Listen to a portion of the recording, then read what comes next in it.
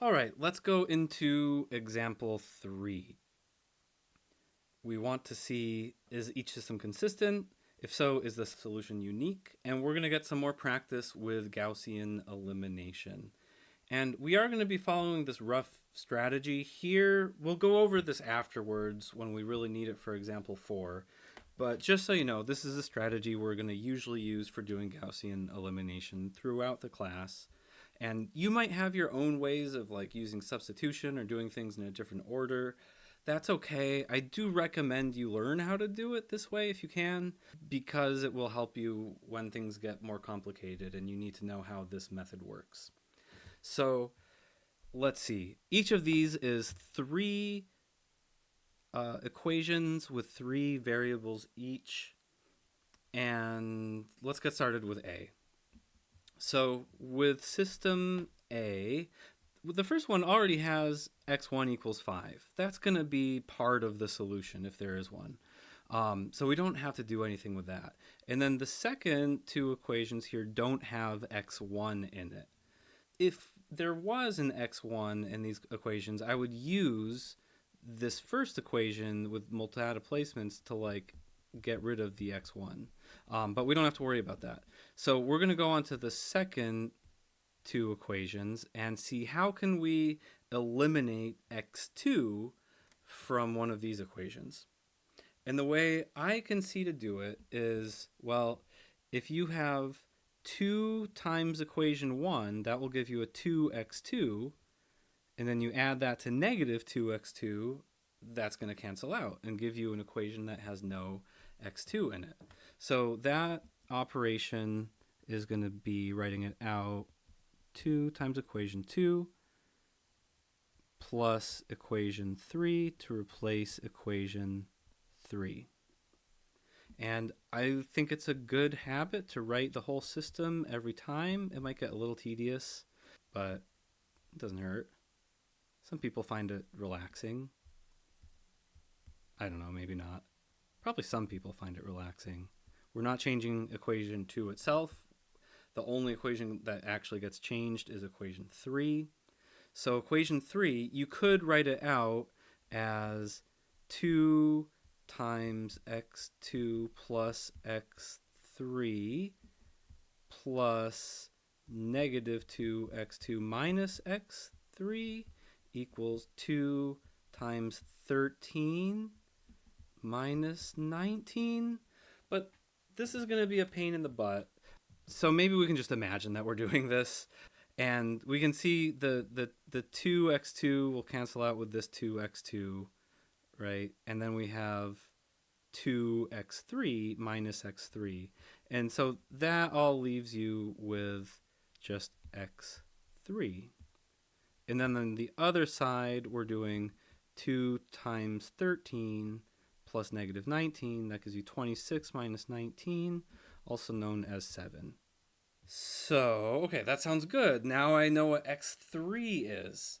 And what we're going to do next is eliminate the x3 from the second equation. Because if you do this x3 plus negative 1 times this x3, that will give you an equation with no x3 in it.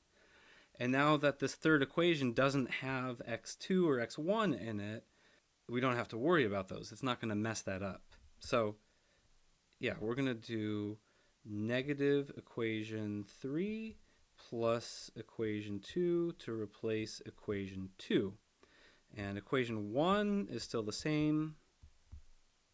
Equation 2 is now negative x3 plus x3 is 0. So we just have x2 equals negative 7 plus 13 is 6. And x3 is 7. So this system of equations right here has one solution. It's consistent with a unique solution 5, 6, 7. And because of the theorem we looked at before, we know that the same thing must be true about the system of equations before it and the system of equations at the beginning. They all have the same solution set, which is just the set containing 1, triple, 5, 6, 7. Okay, let's look at B.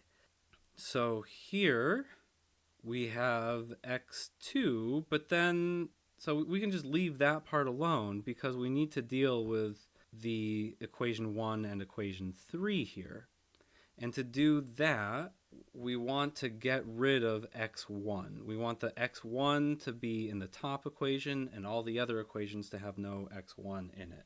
So the row operation to do that will be 5 times equation 1 plus equation 3, and we'll use that to replace equation 3.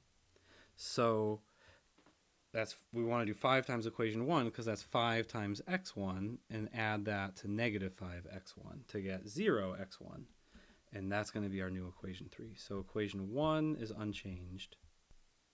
Equation 3 is now 5x1 plus negative 5x1 is 0x1. 5 times 2x3 plus negative 10x3. Oh, that also gives you 0x3. So that all adds up to 0. And on the other side, we have 3 times 5 plus 22 is 37. At this point, we can actually see what the solution set is. Because remember, a solution of the system needs to make all 3 of these equations true. It needs to be values of x1, x2, and x3 that make all 3 of these true, including 0 equals 37. But no value of x1, x2, or x3 can make 0 equal 37. So this is always false. So there's no solution.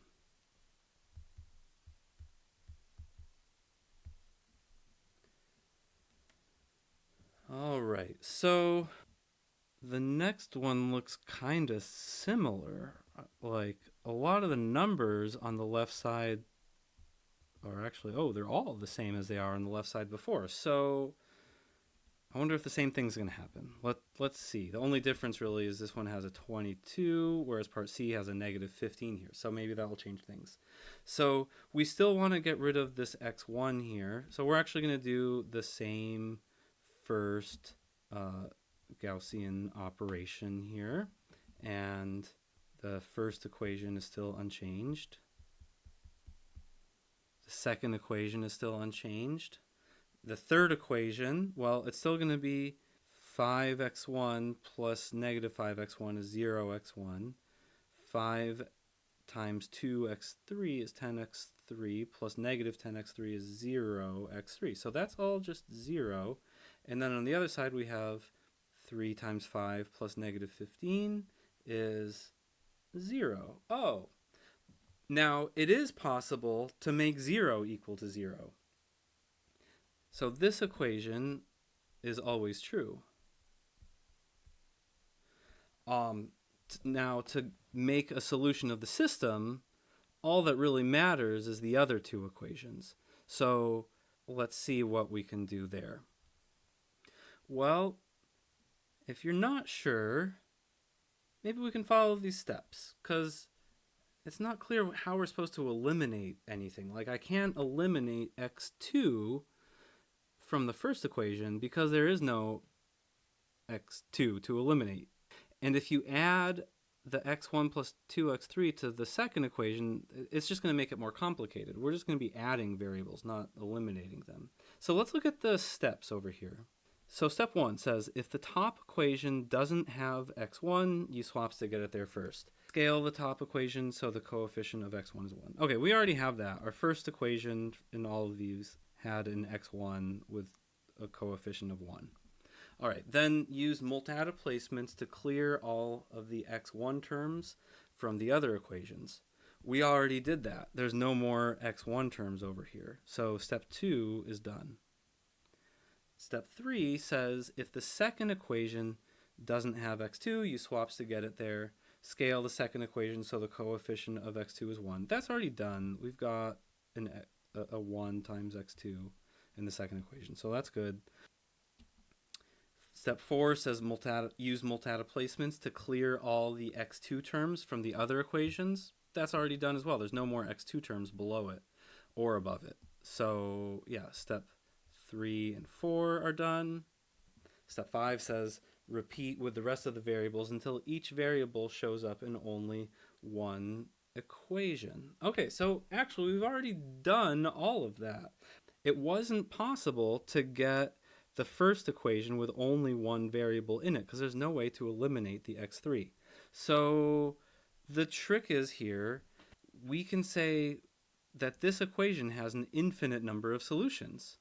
And one way to see what the infinite number of solutions are is to move the 2x3 to the other side.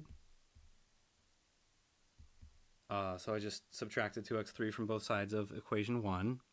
And now this system of equations, you can choose anything you want for x3. x3 can be anything. And you'll get a solution. So let's say we have like x1, x2, and x3. If I want to make x3 equal to 0, then replacing this with 0 is going to make x1 equal to 0 plus 3.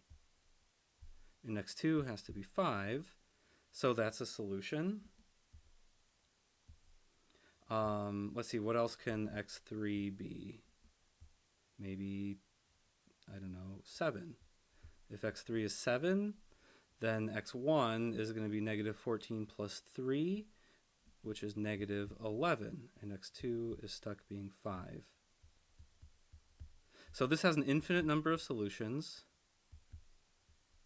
So it's consistent because infinity is at least 1, but it doesn't have a unique solution. But yeah, you can keep making up other solutions forever. Okay, so yeah, we already sort of went over these steps. Let's try to apply them in example 4 here.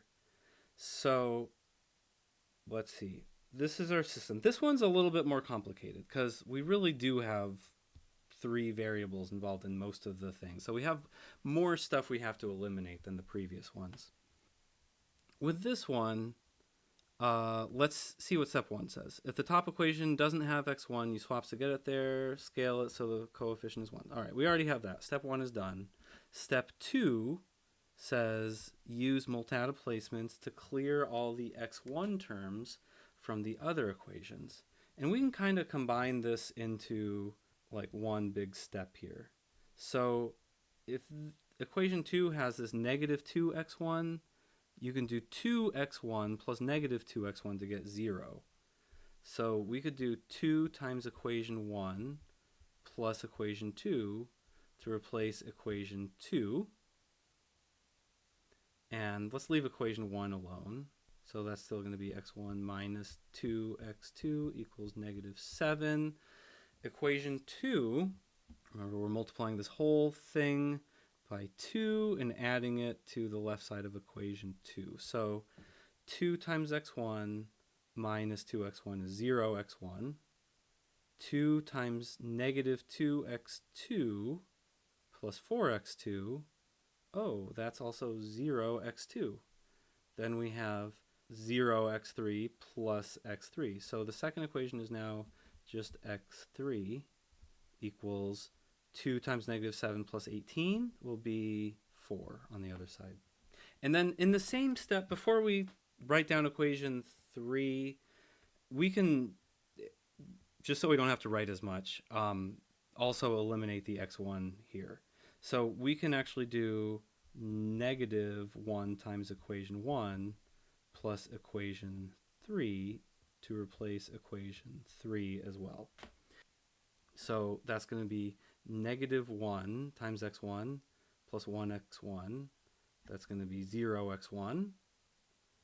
Negative 1 times negative 2x2 is 2x2. That's also going to cancel out with this negative 2x2.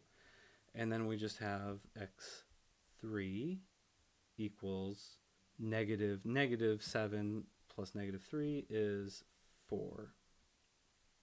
So at this point, we are done with step 2 because we have cleared all the x1 terms from the other equations after equation 1. So we're going to go on to step 3, which says we're going to use the second equation to use swaps to get x2 into the second equation and make it so the coefficient is 1.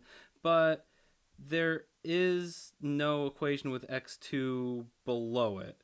So this says if x2 isn't in any of the equations below equation 1, skip this and the next step, which would have basically just been clearing away all of the x2 below that x2 in the second equation.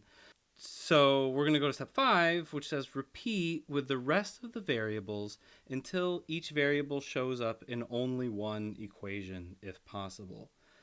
The next variable is x3, and here is an x3 in a good spot. We can use this using multi-add placements to clear all the x3 terms in the other equations. The only other x3 term is in the last equation, so what we're going to do is use a multi-add placement to clear that away. That's just going to be doing negative equation 2 plus equation 3 to replace equation 3. And equation 1 we're going to leave alone. Equation 2 we're leaving alone. And equation 3, well, negative x3 plus x3 is 0, and negative 4 plus 4 is 0. So because those equations are the same, it all just cancels out, and like 0 equals 0 is always going to be true. It's not really saying anything. Just like having another equation that says x3 equals 4 isn't really saying anything. So yeah, this is a lot like the part C of the last example we just did, where we have an equation that has two variables here, x1 and x2, but the x1 and x2 don't show up anywhere else. So that means one of them we can think of as, we'll call it later, a free variable. x2 can be anything. So we'll see more about this later, but just to get an idea of how it works, I can solve for x1 in terms of x2. x2 can be anything. You don't really have to write the x2 equals x2, but it can be anything you want. And x3 is always equal to 4. So this gives you an infinite number of solutions. It's a consistent system. Solutions are things like, pick what x2 is going to be first. Maybe x2 might be 0. If x2 is 0, then x1 has to be 0 plus 7. So that gives you 7, 0, 4. If x2 is, 5, that means x1 is going to be 5 plus 7, which is 12, and x3 is 4. And you can keep doing this as much as you want. Maybe x2 is negative pi, then x1 has to be negative pi plus 7, and x3 is still 4, and so on. There's an infinite number of solutions like that. And that is the end of section 1. You got some exercises to practice, and I will see you later. Take care.